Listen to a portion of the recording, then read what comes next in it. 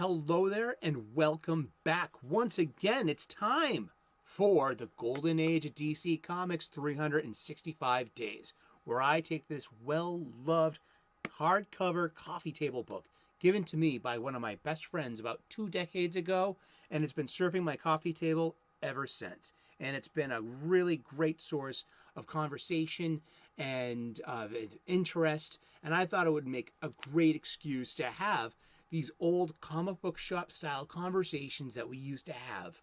And I'm glad to be here with you. If you're tuning in and you love comics as much as I do, then you have come to the right channel at the right time. This is the Golden Age of DC Comics, a 2004 Abrams book written and curated by Les Daniels, Chip Kidd, and Geoff. For anyone interested in getting their own copy, I left the link in the description. For Amazon. I believe it's still under $20, so it will look great on your coffee table too. And hopefully, it would be a great inspiration for daily comic book conversation, and that's what I'm aiming for here. We're going to talk about comic books every day for the rest of the year. If you tune in tomorrow, 3 p.m. U.S. Eastern, you'll find out who we're talking about when we turn the page. But using this 365 days book for its intended purpose, I'm going to open up the book. I'm going to go to today's date, which is May the 6th. And wow, hey, one of my oldest friends. I love this guy. And then we're going to look at some comic book art, and then we're going to read the blurb, and then we're going to talk about comic books. And I hope that you're feeling awesome and doing well. And I really believe that. And I really believe that, you know, if you have a comic book, you can leave the world's problems behind just for a few moments with some escapism. And every day is a good day to crack open a comic book. And then if you're rereading it, isn't that just even more better? But these comic book stories are all new to you if you haven't read them yet. So yeah, take a dive, crack open a comic book. And it's May 6th. And this is art by Win Mortimer from the cover of Star Spangled Comics number 69 from June of 1947. World War II was hardly over before the Cold War began, with the USSR, a former ally, becoming a feared and hated menace to the USA. This cover, accompanying a story called The Stolen Atom Bomb, seems to symbolize the anxiety of the age, with Robin, the boy wonder, menaced by knives, guns, and fists. And here we have the most classic of representations of a beloved character and one of my oldest fictional friends, probably my greatest non-delusional parasocial relationship, is Dick Grayson, the first Robin. Robin was the first kid sidekick. He was. He premiered in 1940, a year after Batman premiered in 1939. And he was originally 8 years old.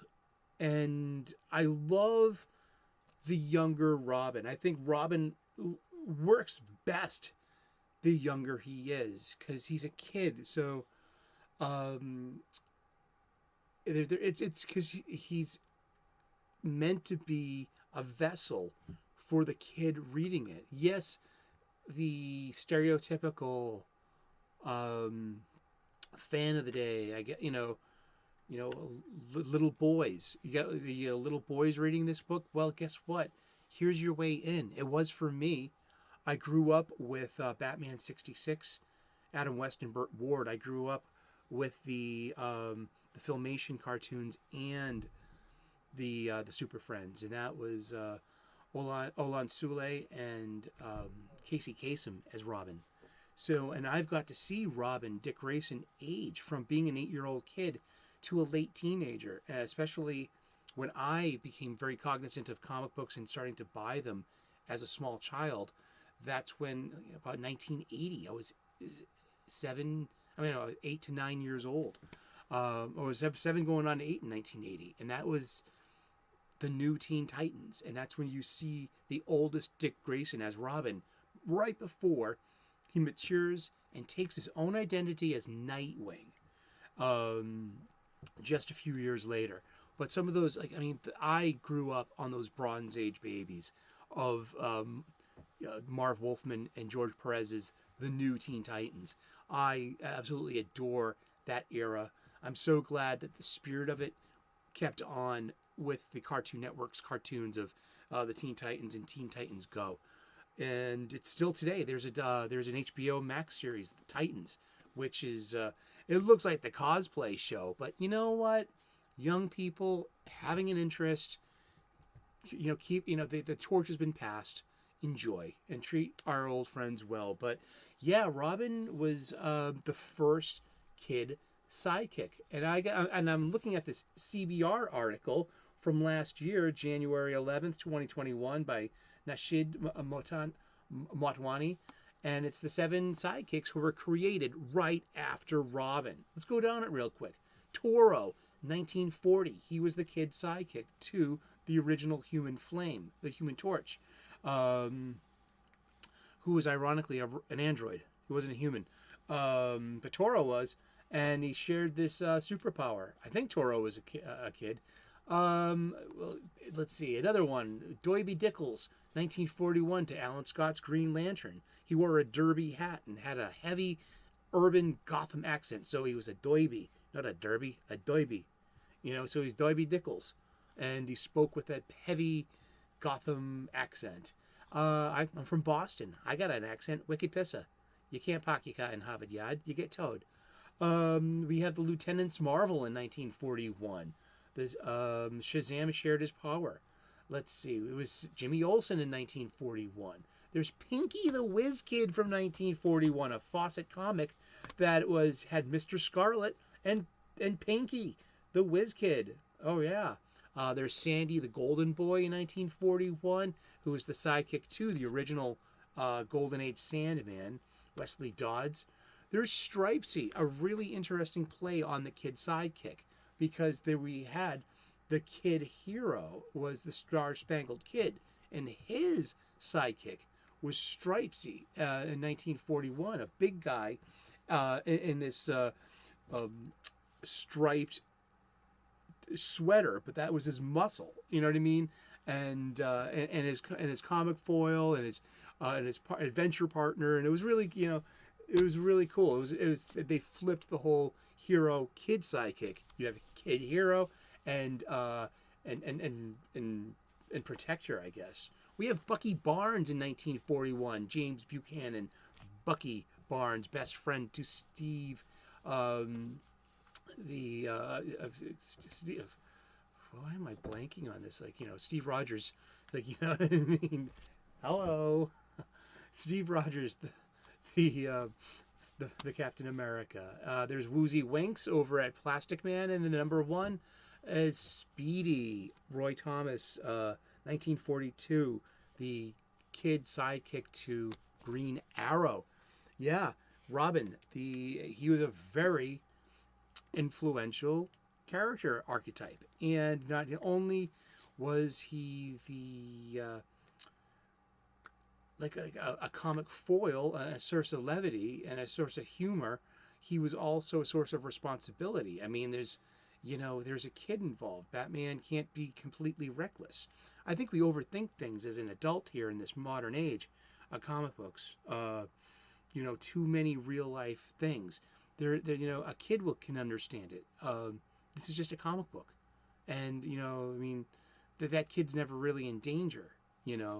And it's got taken to its extremes. Yeah, especially with Robin. I was a kid growing up, as I said before.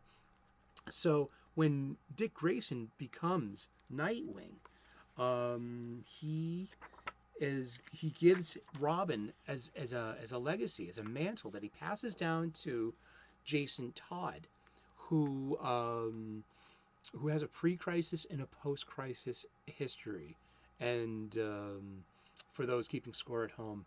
But he was a kid. He was about 11 or 12 years old, and so was I. So I was basically the same age as Robin all throughout the 80s, because by the time the late 80s come about, we have Tim Drake as Robin, and I was in high school So I'm most definitely Tim Drake's age. So it's like I've grown up with Robin. So Tim Drake's the third Robin, and he was about 13, 14 years old, about 12 or 13 when he became Robin, and that was like right when I was hitting high school. So like I have grown up Robin, and I'm very happy for it. Robin's been a really good role model for me. I was an only child. I had a single parent, and and Batman was a very good role model for me too. You know, these only children, and these characters resonate with me. So does Superman. He's an only child as well, and but with Batman and Robin, it was about humans learning a skill set. And Robin was always lots of fun for me. I love the original Robin outfit. I have a cosplay. I'll put the video below. I wore my Robin cosplay for a counter to the outrage takes of Tim Drake's coming out in one of the Gotham spin-offs of Batman. So you can see it down below. It's pretty cool cosplay. I think I'm going to wear it this year to one of the conventions that are coming up. And thank you so much for tuning in. Like and subscribe if you could be so kind. I'd love to earn your subscription.